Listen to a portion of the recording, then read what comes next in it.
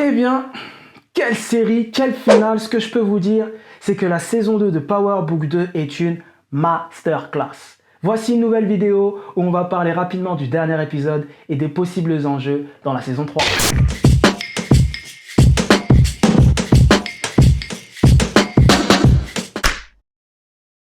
Entre amour et guerre, ce grand final marque la fin de l'ère Courtney qui nous quitte avec un peu plus d'une heure de court-métrage. Un épisode fanservice qui a le mérite d'être apprécié et bien amené, on adore. Merci Courtney, merci. Ce qu'on peut noter, Monet Tejada et Tariq St. Patrick unissent leurs forces pour sauver leur famille qui se voit menacée.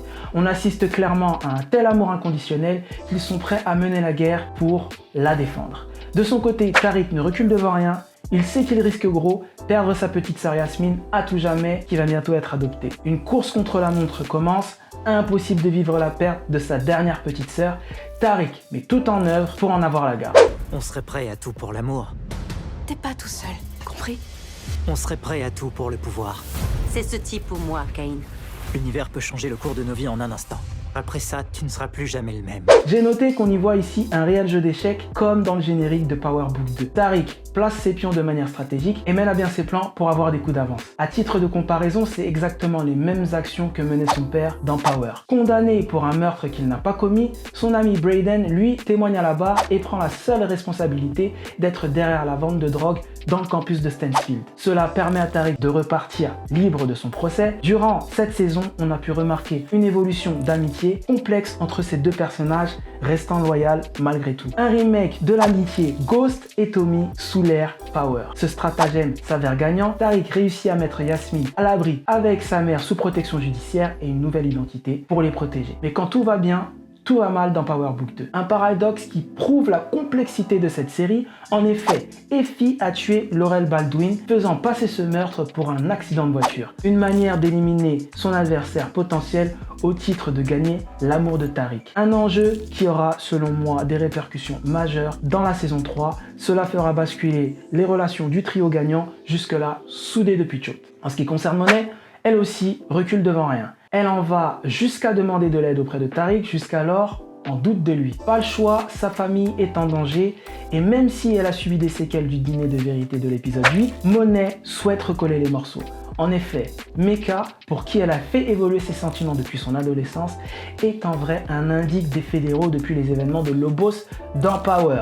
Une coïncidence qui marque ici un réel lien entre toutes les séries de l'univers Power. J'aimais ici la théorie et cela reste à confirmer.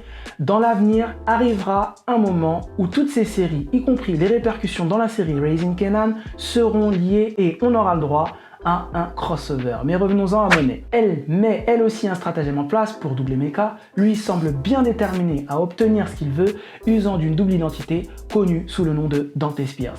La famille Tejada est finalement en danger. À cause de lui, un retournement de situation qui chamboule et donne toute la profondeur à la série.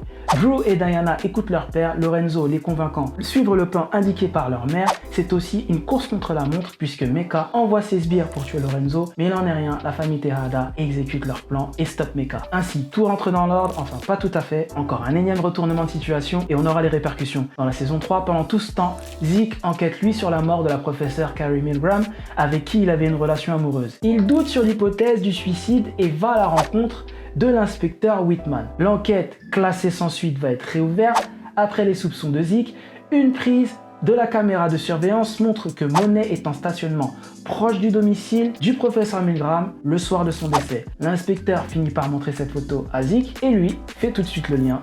Kevin Whitman se servira, je pense, de ses preuves dans la saison 3 et on aura des répercussions sur Monet. Enfin, Zeke est complètement abattu. Il décide de rejoindre le jet de son père. Malheureusement, Lorenzo, étant déjà sur place, le prend pour Mecca et va l'abattre avant de se rendre compte de son erreur lorsque la nouvelle tombe aux infos. Il ne dit rien, mais il sait tout.